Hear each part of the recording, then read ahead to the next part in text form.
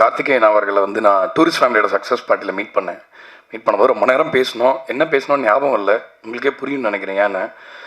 அதுக்கப்புறம் next time we spoke அந்த phone ரொம்ப லைக் பொதுவாக வந்து ஒரு படம் பண்ணணுன்னா இந்த படம் நீங்கள் பண்ணுங்கன்னு சொல்கிறதுக்கான காரணங்கள் வந்து வழக்கமாக சில காரணங்கள் இருக்கும், அதெல்லாம் அவர் சொல்லவே இல்லை. அவர் வந்து இது நல்ல படம் நீங்கள் பேசுங்க அப்படின்னு சொல்லிட்டு சொன்னார். ஸோ அந்த கான்ஃபிடென்ஸ் வந்து ரொம்ப என்னை இது பண்ணுச்சு. அண்ட் ரத்னா வந்து நான் லவ்வர் படத்தோட ப்ரீமியரும் போது அவரை பார்க்கறதுக்காக கூப்பிட்டுருந்தேன்.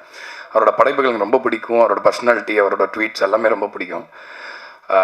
சிலது கான்ட்ரவர்ஷியலாக இருக்கலாம், பட் ஆனால் எல்லாத்தையும் ஃபேஸ் பண்ண ஒரு தைரியம் வேணும்ல, அந்த தைரியம் அவர்கிட்ட இருக்குதுன்னு நான் நினைக்கிறேன். ஸோ கலைக்கு வந்து தைரியம் ரொம்ப முக்கியம்.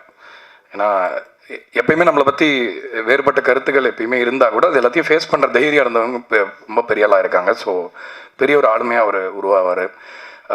இப்போ வந்து இந்த படத்தில் அவர் சொன்ன அந்த கதை, அந்த ஸ்லைஸ் ஆஃப் லைஃப்னு சொல்லி ஒன்று சொன்னார். ஸோ அந்த எக்ஸாக்டாக அவர் என்ன சொன்னாரோ அதுதான் இந்த மியூசிக்காக நீங்கள் பார்த்தீங்க இப்போ இந்த ஃபர்ஸ்ட் லுக் டீசரில். ஸோ ஒரு மியூசிக்கலான பர்சன், ஆல்சோ ரொம்ப டீப்பான person. I connect a lot with him. And of course Karthik Subbaraj brother, Pizza டைம்லேருந்து அவரோட ஃபேனு. அந்த படத்தோட ஆர்ஆர்லலாம் வாசிச்சிருக்கேன். ஸோ அவர் தான் இந்த படம் எடுத்தாரான்ற அளவுக்கு பயங்கர கிரவுண்டடாக இருப்பார். அந்த படம் பார்த்து நான் ஷாக் ஆகிட்டேன் ஆக்சுவலாக. ஏன்னா நான் பார்ட்ஸில் தான் பார்த்துருந்தேன் அந்த படத்தில் ஒர்க் பண்ணும்போது. கண் இடுக்கு வழியாக பார்த்தேன், அப்படி அவ்வளோ பயமாக இருந்தது.